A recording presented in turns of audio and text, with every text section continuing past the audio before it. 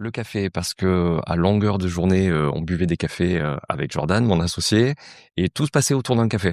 Dès qu'on devait discuter immobilier, on se posait pas forcément au bureau, on se posait dans des cafés à droite à gauche, et puis et puis bon, le nom nous est venu naturellement. On s'est dit tiens, si un jour on monte une agence, on l'appellera le Café de Limo. On trouve ça sympa. On a tout de suite déposé une marque d'ailleurs, voilà, le projet est vraiment parti de là. Et puis après, ça mûrit, il fallait trouver le lieu, l'endroit, etc. Donc ça a commencé par Vauban, ensuite Saint-Barnabé, ensuite Paris. Mais on trouve que le lieu s'y prêtait. D'ailleurs, on a monté des agences en mode café qui ne ressemblent pas à des agences traditionnelles comme on a pu trouver à l'époque. Un peu convivial, un peu moins froide. Exactement, Ouais. exactement. Pour nous, il faut pas que les gens se sentent dans une agence, c'est-à-dire derrière un bureau avec vraiment le profil type de l'agent immobilier. Voilà, il faut, on est détente, on est un café, on discute immo, on discute d'autres choses, etc. Ouais. Ok. L'idée de faire de l'immobilier. Alors ma mère faisait de l'immobilier, mon grand-père a fait de l'immobilier, donc C'est de je pense que c'est quelque chose de transmis famille. de mère, enfin de génération en De génération. génération en génération, et on s'est pas dit quand on allait monter l'agence, tiens, on va monter une agence, on va être les meilleurs, on va vraiment être différents. On a voulu juste faire quelque chose qui nous ressemblait, et l'immobilier pour nous c'est avant tout un métier de passion et de réseau. Donc notre objectif principal n'a pas été de se dire allez, on va monter un truc qui cartonne, on veut être les meilleurs à Vauban ou à Marseille, pas du tout. Et bien au contraire, en fait, on a été surpris parce que on voulait un lieu pour bosser, mais à la base, pour te faire une confidence, on voulait travailler que tous les deux, Jordan et moi, qu'avec notre réseau. Ah, ok. Et puis lorsqu'on a annoncé notre départ, on a eu une vraie surprise. Certains collaborateurs qui nous ont dit on a un peu les mêmes valeurs que vous, on aimerait bien bosser avec vous. Ok. Donc évidemment on a fait du tri, et puis on a commencé tout de suite. Je crois qu'on était 8 ou 10. C'était pas du tout prévu puisqu'on voulait commencer à deux. Ouais. Que j'ai souvenir quand j'étais jeune du centre-ville de Marseille qui était un peu vide, quoi. Le quartier Vieux-Port, du coup. Quartier Vieux-Port, enfin tout ce qui est opéra, tout ce qui est autour du Vieux-Port, le centre-ville, préfecture, Castellane, etc. C'était des endroits de passage où les gens allaient bosser, mais il se passait absolument rien après 18h. Ok. Ça a complètement changé, et l'événement le plus marquant, clairement, ça a été post-Covid. Ouais. C'est là où tout s'est transformé dans le monde de l'immobilier, comme pour la ville en général, où là on a énormément de personnes d'autres régions, et notamment de régions parisiennes, qui sont descendues. Nous C'était vraiment on s'y marquant. attendait pas. C'était hyper marquant. Ok.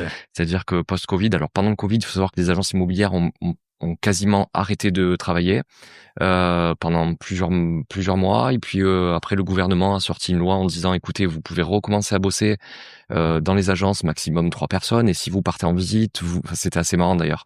Il faut faire des visites espacées toutes les heures et demie, il faut que vous ayez le masque évidemment, il faut que vous aériez les appartements. Bon, on a vécu quelque chose d'un peu spécial où le marché était presque à l'arrêt, et lorsque le confinement a terminé, on n'a pas compris en fait ce qui s'est passé. C'est-à-dire qu'on a eu une explosion d'appels de Parisiens, de gens de région parisienne qui nous appelaient pour nous dire voilà, là en fait suite au confinement, on peut plus vivre dans des petits apparts, on peut plus vivre à Paris. On veut autre chose, on veut du soleil, on veut respirer, et on a vu un bien qui nous plaisait, mais ça a été on a vécu nous des journées où sur un bien lambda à Marseille qui se vendait dans des délais normaux avec allez, peut-être 3 ou 4 appels par jour, on a eu des 70-80 coups de fil par jour avec des offres à distance sans visiter le bien, et ça a duré pendant 1 an. Wow. Et je pense que toutes les agences ont bénéficié d'un marché complètement fou qui était une vraie bulle immobilière en fait.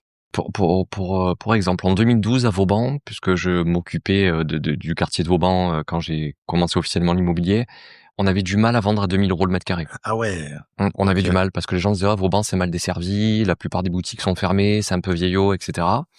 Alors évidemment les prix ont un peu évolué, mais on plafonnait à 2500 €, 3000 € le mètre carré. Okay. Là post-Covid, à moins de 5-6 000 € le mètre carré, il y a rien à Vauban. Ouais. Et on vient de vendre encore une petite superficie à 7500 € le mètre carré.